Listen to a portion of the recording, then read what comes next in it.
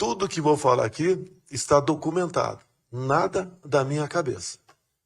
O que eu mais quero para o meu Brasil é que a sua liberdade continue a valer também, obviamente, depois das eleições. O que eu mais quero, por ocasião das eleições, é a transparência. Porque nós queremos que o ganhador seja aquele que realmente seja votado. Nós temos um sistema eleitoral que apenas 2 países no mundo usam. No passado, alguns países tentaram usar, começaram até a usar esse sistema e rapidamente foi abandonado. Repito, o que nós queremos são eleições limpas, transparentes, onde o eleito realmente reflita a vontade da sua população. Teria muita coisa a falar aqui, mas eu quero me basear exclusivamente em um inquérito da Polícia Federal que foi aberto após o segundo turno das eleições de 2018, onde um hacker falou que tinha havido fraude por ocasião das eleições.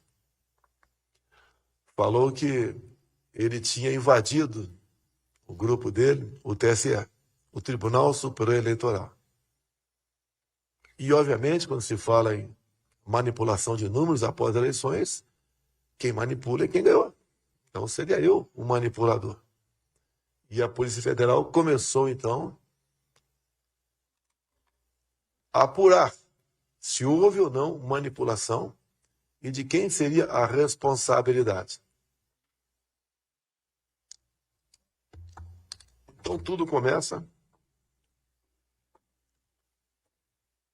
nessa denúncia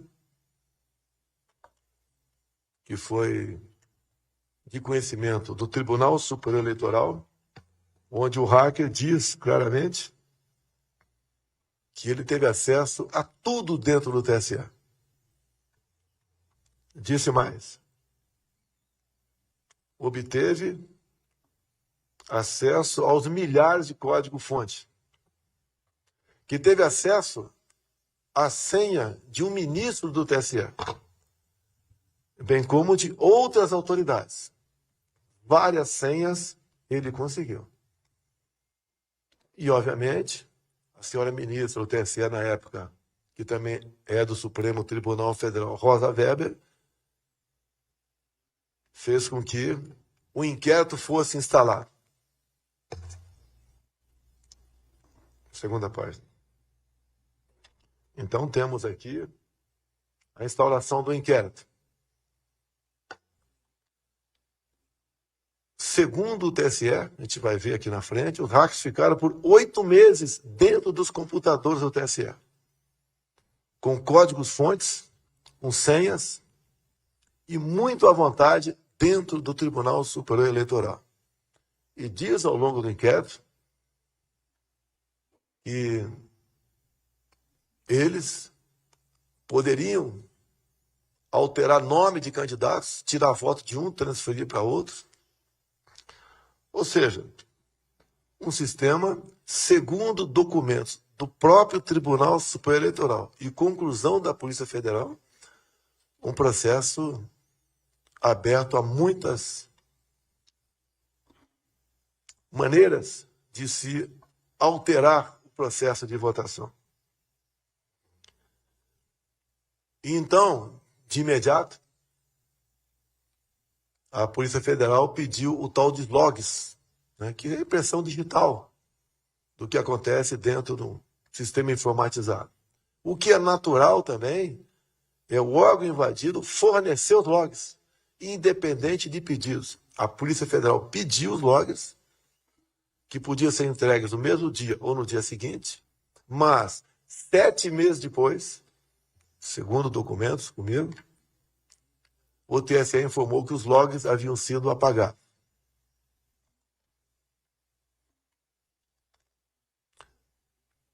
E uma coisa muito importante, Esse inquérito, aberto no mês seguinte do segundo turno das eleições de 2018, até hoje não foi concluído ainda. Diz aqui o próprio TSE e conclusões da própria Polícia Federal. O atacante, o invasor, conseguiu copiar toda a base de dados.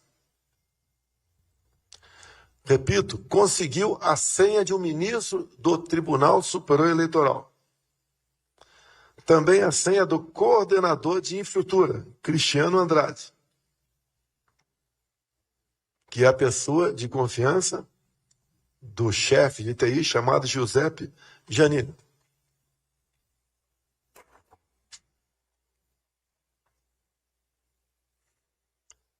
Então, prosseguindo, o invasor teve acesso a toda a documentação no TSE, toda a base de dados por 8 meses.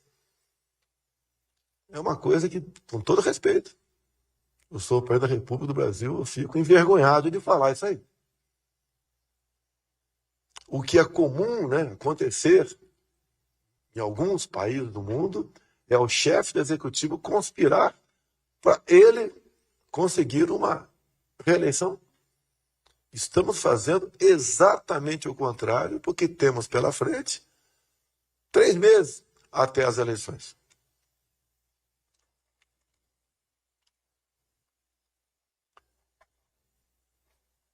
Mais na frente, tudo que eu falo aqui ou é conclusão da PF ou é diretamente informações prestadas pelo TSE.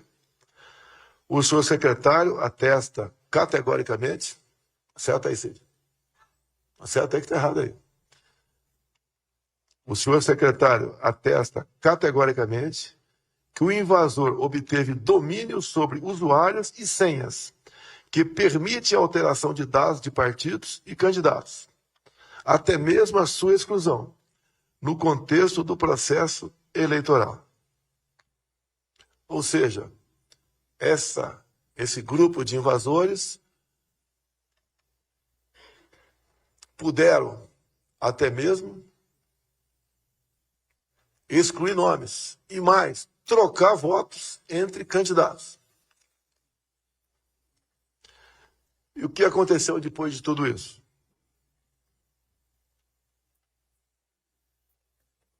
Eu tive acesso a esse inquérito o ano passado, divulguei.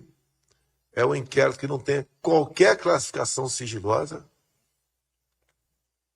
E ao divulgar, o ministro Alexandre de Moraes abre o inquérito para me investigar sobre vazamento. Em depoimento, o delegado encarregado do inquérito foi bem claro que o inquérito não tinha qualquer classificação sigilosa. Foi instada a Corregedoria da Polícia Federal, que disse a mesma coisa. E como envolvia um outro deputado, que teve acesso a esse documento meu também, a Procuradoria da Câmara dos Deputados disse que o inquérito não tinha qualquer classificação sigilosa. O que nós entendemos aqui no Brasil é que quando se fala em eleições, elas têm que ser totalmente transparentes. Coisa que não aconteceu em 2018.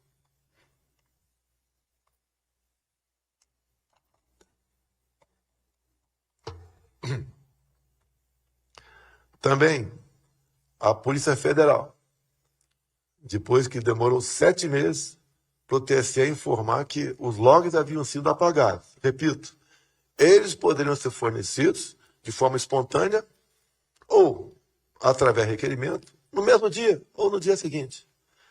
Então, 7 meses depois, o TSE informou que os logs haviam sido apagados. E a Polícia Federal concluiu, pela total falta de colaboração do TSE para com a apuração do que os hackers tinham feito ou não por ocasiões das eleições de 2018. E repito, até hoje esse inquérito não foi concluído. Entendo que não poderíamos ter tido eleições de 2020 sem apuração total do que aconteceu lá dentro. Porque o sistema é completamente vulnerável, segundo o próprio TSE. E, obviamente, a conclusão da Polícia Federal.